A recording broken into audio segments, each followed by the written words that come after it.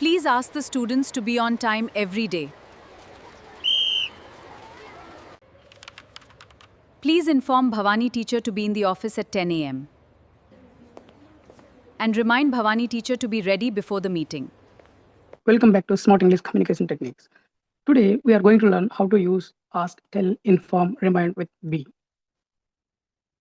మనము ప్రీవియస్ క్లాస్లో బి ఎలా యూజ్ చేయాలో నేర్చుకున్నాం. ఎలా డైరెక్ట్గా ఒక పర్సన్ ఇంకొక పర్సన్తో డైరెక్ట్ కమ్యూనికేట్ చేసేటప్పుడు ఎలా కన్వర్జేషన్ ఉంటుంది అనేది మనం చూసినాం. ఏంటి ఇతనికి ఏమని చెప్పాలి? బీ హ్యాపీ అని చెప్పాలి. అప్పుడు సంతోషంగా ఉండు, బీ హ్యాపీ. బీ కేర్ఫుల్, జాగ్రత్తగా ఉండు, be careful. Be with her, ఆమెతో ఉండు. బీ విత్ దెమ్, వారితో ఉండు. అలానే డోంట్ బి విత్ మీ, నాతో ఉండొద్దు.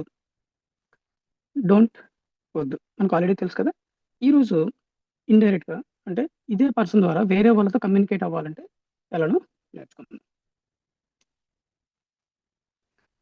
సో డైరెక్ట్గా మనము ఎదుటి వ్యక్తితో మాట్లాడేటప్పుడు ఇలా యూజ్ చేయొచ్చు. ప్లీజ్ బీ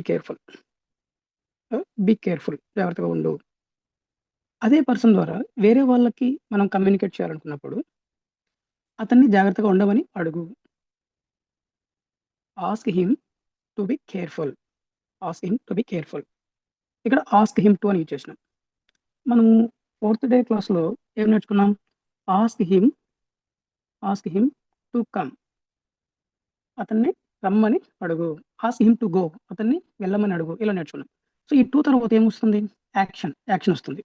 ఇక్కడ కేర్ఫుల్ అనేది యాక్షన్ కాదు, ఉండు అని మాట్లాడుతున్నాం. జాగ్రత్తగా ఉండు, బీ కేర్ఫుల్. సో ఇక్కడ ఒక ఎగ్జాంపుల్ తీసుకుంటే ఈ అమ్మాయి ఓకే ఈ చిన్న పాపతో డైరెక్ట్గా కమ్యూనికేట్ అవ్వాలనుకుంటే ఎలా చెప్తుంది? బీ కేర్ఫుల్ అని చెప్పొచ్చు. అలా కాకుండా ఈ అమ్మాయికి చెప్తుంది, ఆ అమ్మాయిని కేర్ఫుల్గా ఉండమని చెప్పు, లేదంటే మీ సిస్టర్ని కేర్ఫుల్గా ఉండమని చెప్పు. ఎలా చెప్తుంది? Tell your sister to be careful.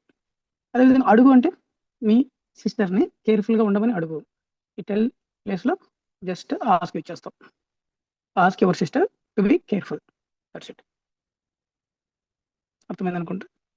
So ఇప్పుడు ఏంటంటే ఈ అమ్మాయికి చెప్తే ఈ అమ్మాయి వెళ్ళి వాళ్ళ సిస్టర్కి కమ్యూనికేట్ చేస్తుంది. ఇక్కడ నేను మీకు తెలుగు ఒక సింపుల్ వీడియో చూపిస్తాను. రియల్ టైం కన్వర్జేషన్ ఎలా ఉంటుంది అనేది మీరు అర్థం చేసుకోండి. దీని తర్వాత ఫస్ట్ వీడియో వచ్చేసి తెలుగులో ఉంటుంది, తర్వాత వీడియో ఇంగ్లీష్లో ఉంటుంది. ఈ కన్వర్జేషన్ మీరు జస్ట్ అబ్జర్వ్ చేయండి, వాళ్ళు ఎలా మాట్లాడుతున్నారు అనేది. ఎందుకంటే మనకు సిచ్యువేషన్ బాగా అర్థమైతే we can easily speak in English.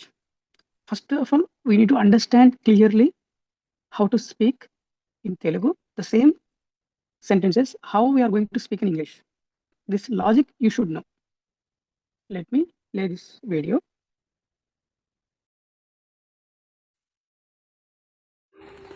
విద్యార్థులను ప్రతిరోజు సమయానికి ఉండమని అడగండి. అసెంబ్లీకి ఆలస్యంగా ఉండొద్దని విద్యార్థులకు చెప్పండి. ఉదయం 10 గంటలకు ఆఫీసులో ఉండాలని భవానీ టీచర్కు తెలియచేయండి. మీటింగ్కు ముందు సిద్ధంగా ఉండాలని భవానీ టీచర్కు గుర్తు చేయండి.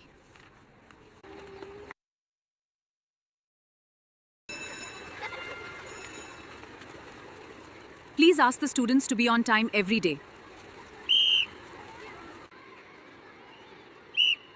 Tell the students not to be late for assembly. Please inform Bhavani teacher to be in the office at 10 a.m. And remind Bhavani teacher to be ready before the meeting. ఇక్కడ తెలుగు సెంటెన్స్ ఏంటి? విద్యార్థులను ప్రతిరోజు సమయానికి ఉండమని అడగండి. అడుగు అంటే ask. Please ask the students to be on time every day. మనకు ఆల్రెడీ ఇంతవరకు తెలుసు. Please ask the students to, అడుగు ఎవరిని? స్టూడెంట్స్ని, విద్యార్థులను అడుగు. స్టూడెంట్స్ని అంటే ప్లీజ్ ఆస్క్ స్టూడెంట్స్ టు, ఏమని అడగాలి? To be on time every day. అసెంబ్లీకి ఆలస్యంగా ఉండొద్దని విద్యార్థులకు చెప్పండి. చెప్పు అంటే tell the students not to be late for assembly. ఉదయం 10 గంటలకు ఆఫీస్లో ఉండాలని భవానీ టీచర్కు తెలియజేయండి అంటే inform. Please inform Bhavani teacher to be in the office at 10 a.m. మీటింగ్‌కు ముందు సిద్ధంగా ఉండాలని భవాని టీచర్‌కు గుర్తు చేయండి. గుర్తు చెయ్యి అంటే remind. Remind Bhavani teacher to be ready before the meeting. Okay. ఇక్కడ మనము ఆస్క్ గురించి డిస్కస్ చేద్దాం. Ask politely request someone to do something. Ask your father to buy vegetables. Buy అనేదేంటి? యాక్షన్. ఇదొక పని గదా! అందుకు మనకిక్కడ బి రాలేదు. Ask your father to buy vegetables. మీ నాన్నను కూరగాయలు కొనమని అడుగు. అడుగు అంటే ask. Next ask Bhavani teacher to be in my office. Ask Bhavani teacher to be in my office. Bhavani టీచర్‌ను నా ఆఫీస్‌లో ఉండమని అడుగు. Ask the students to be quiet. ఇవన్నీ ఏంటి? Be in my office, be quiet. ఉండమని, ఉండమని. ఇక్కడెక్కడ పని లేదు. అంటే వర్క్ లేదక్కడ. అందుకే మనము బి అని యూజ్ చేస్తున్నాం. తెలుగులో అంటాం కదా! ఉండమని చెప్పు, ఉండమని అడుగు, ఉండు అంటే be. Clear? Yeah! Let's see another example. Ask everyone to be on time tomorrow. అందరిని రేపు సమయానికి ఉండమని అడుగు. Ask him to be ready for the meeting. అతనిని మీటింగ్‌కు సిద్ధంగా ఉండమని అడుగు. Next ask him to be careful with his medicine. అతనిని మందుల విషయంలో జాగ్రత్తగా ఉండమని అడుగు. సో, ఆస్క్‌ని నెగెటివ్ సెంటెన్సెస్‌లో మాట్లాడాలంటే సింపుల్. అంటే ఉండొద్దని చెప్పాలి. అడగాలి వేరే వాళ్ళని. ఎలా చెప్తాం? Ask him not to be careless. Ask him not to be careless. అతన్ని నిర్లక్ష్యంగా ఉండొద్దని అడుగు. Ask her not to be late. Not to be late. ఆమెను ఆలస్యంగా ఉండొద్దని అడుగు. Ask them not to be noisy. వారిని గోల చేయొద్దని అడుగు. Don't ask. డోంట్ ఆస్క్ అంటే అడగొద్దు. ఎవరిని? అతన్ని. Don't ask him to be careful. అతన్ని జాగ్రత్తగా ఉండమని అడగొద్దు. ఇక్కడ గమనిస్తే మీరు ఫస్ట్ స్లైడ్‌లో ఈ ఎగ్జాంపుల్స్‌లో అంటే ఆస్క్ భవానిని అడుగు. భవాని టీచర్‌ని అడుగు. ఆస్క్ స్టూడెంట్స్‌ని అడుగు. ఇక్కడేంటి? నువ్వు వాళ్ళకి వెళ్లి చెప్పాలన్నమాట. ఒక ఇన్ఫర్మేషన్‌ని పాస్ చేయాల. ఇక్కడ గూడా ఈ 3 ఎగ్జాంపుల్స్‌లో నువ్వు సెకండ్ పర్సన్‌కి ఇన్ఫర్మేషన్ పాస్ చేయాలి. ఐ మీన్ థర్డ్ పర్సన్‌కి. ఇప్పుడు వీళ్ళిద్దరున్నారు. ఇప్పుడు ఈ అమ్మాయి ఈ చిన్న బాబుతో మాట్లాడుతున్నప్పుడు ఏం చెప్తుంది? అతన్ని అడుగు. ఆమెను అడుగు. ఇక్కడేంటి? Don't ask him. అతన్ని అడగొద్దు. అంటే ఈ అమ్మాయి అతని దగ్గరికి వెళ్లి మాట్లాడుతుందా? నో. కమ్యూనికేషన్ అనేది ఉండదు. స్టాప్ అయిపోతుంది. Don't ask him to be careful. అతనిని జాగ్రత్తగా ఉండమని అడగొద్దు. Next tell her to be ready. Same ఇక్కడ మనం ఏం చేసినాము?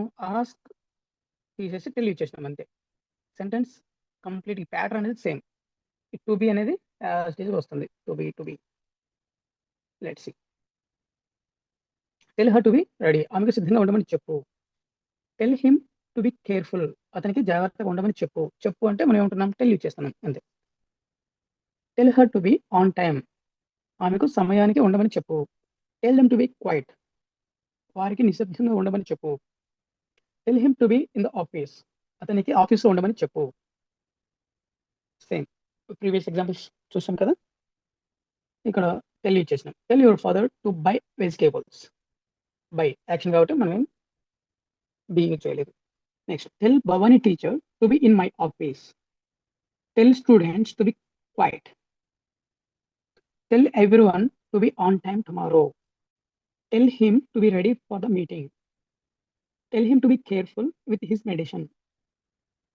ఇక్కడ ఏమొస్తుంది లాస్ట్‌లో చెప్పు అనే విధంగా మనం మాట్లాడుతున్నప్పుడు టెల్ యూజ్ చేస్తాము. అడుగు అంటే ఆస్క్ యూజ్ చేస్తాము. Next tell with negative sentence. Tell him not to be careless. అతనికి నిర్లక్ష్యంగా ఉండొద్దని చెప్పు. Tell her not to be late. ఆమెకు ఆలస్యంగా ఉండొద్దని చెప్పు. Tell them not to be noisy. వారికి గోల చేయొద్దని చెప్పు. Don't tell him to be careful. అతనికి జాగ్రత్తగా ఉండమని చెప్పొద్దు. అంటే నువ్వేం మాట్లాడొద్దు అని మీనింగ్. నెక్స్ట్ ఇన్ఫార్మ్ తెలియజేయి. Inform him to be in the office. అతనికి ఆఫీస్‌లో ఉండాలని తెలియజేయి. Inform her to be ready. ఆమెకు సిద్ధంగా ఉండాలని తెలియజేయి. Inform them to be on time. వారికి సమయానికి ఉండాలని తెలియజేయి. Inform him to to be available tomorrow, రేపు అందుబాటులో ఉండాలని అతనికి తెలియజేయి. ఇక్కడ మనం ఏం చేసినాం, ఫస్ట్ ఆస్క్ ఇచ్చేసినాం, ఆస్క్ తర్వాత టెల్, టెల్ తర్వాత ఇన్ఫార్మ్. ఇవి ఏమైనా మారినాయా? ఏం చేంజ్ కాలేదు, యాజ్ టీజ్ అలానే ఉన్నాయి. మనం లాస్ట్లో మన తెలుగు మీనింగ్ ఎక్కడైతే మారుతుందో దాన్ని బేస్ చేసుకొని ఇక్కడ వర్డ్ అనేది చేంజ్ అవుతుంది. తెలియజేయి ఇన్ఫార్మ్ వచ్చింది, చెప్పు టెల్ వస్తుంది, అడుగు అంటే ఆస్క్ వస్తుంది. నెక్స్ట్ రిమైండ్, గుర్తు చెయ్యి. గుర్తు చెయ్యి అని మనం మాట్లాడుతున్నప్పుడు రిమైండ్ వచ్చేస్తాము. Remind him to be careful, జాగ్రత్తగా ఉండాలని అతనికి గుర్తు చెయ్యి. Remind her to be ready, సిద్ధంగా ఉండాలని ఆమెకి గుర్తు చెయ్యి. Remind him to be in the office, ఆఫీస్లో ఉండాలని అతనికి గుర్తు చెయ్యి. Remind her to be on time, సమయానికి ఉండాలని ఆమెకి గుర్తు చెయ్యి. Remind them to be quiet, నిశ్శబ్దంగా ఉండాలని వారికి గుర్తు చెయ్యి. ఓకే, నిన్న క్లాస్లో మనం ఇది నేర్చుకున్నాం. డైరెక్ట్గా ఒక పర్సన్తో మాట్లాడేటప్పుడు సింపుల్గా be careful, be ready, be in the office, be on time, కావాలంటే ప్లీజ్ ఇచ్చేస్తాం. కొంచెం పొలైట్గా ఉండాలంటే could you please, can you please. ఈరోజు ఏం నేర్చుకున్నాము? Through another person, communicate through another person. So ఇక్కడ ఒక పర్సన్, ఇక్కడ ఒక పర్సన్, ఇక్కడ ఉన్న పర్సన్ డైరెక్ట్గా ఇతనితో మాట్లాడట్లేదు. సో ఇతని ద్వారా ఈ పర్సన్తో కమ్యూనికేట్ అవ్వాలనుకుంటున్నాడు. అప్పుడు ఆస్క్, టెల్, ఇన్ఫార్మ్, రిమైండ్ ఈ వర్డ్స్ ఇచ్చేసుకొని మనం ఇతరులతో ఒక పర్సన్ ద్వారా కమ్యూనికేట్ చేయొచ్చు. ఓకే, ఇంకా ఏంటి? Ask him, ask him, ask him to be with me, ask him to be with me.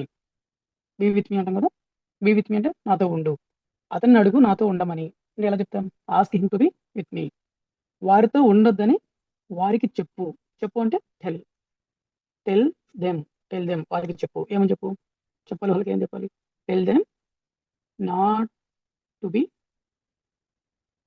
Tell them not to be with her, ఆమెతో ఉండొద్దని వారికి చెప్పు. ఓకే, సింపుల్ కదా ఈరోజు కాన్సెప్ట్.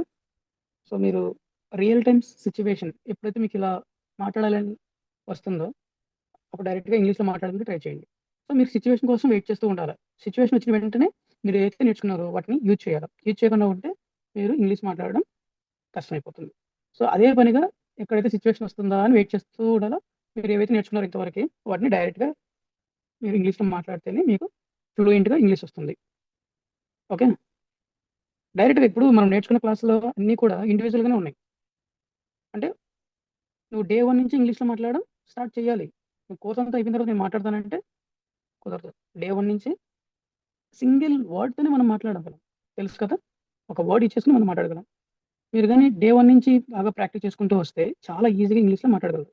మనకి చాలా మందికి మనకు తెలియకుండానే ఇంగ్లీష్ వర్డ్స్ ఇచ్చేస్తూ ఉంటాం. ఓకే, అతను హ్యాపీగా ఉన్నాడా? హ్యాపీ, ఆటోమేటిక్గా వచ్చేస్తుంది అది.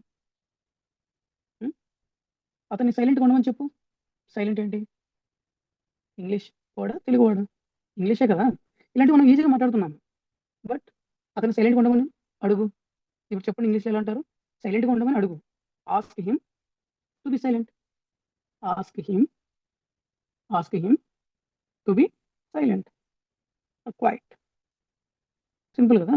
నెక్స్ట్ క్లాస్లో లెట్, మేక్, అలో వీటితో బీని ఎలా యూజ్ చేయాలో నేర్చుకుందాం. Okay, thank you.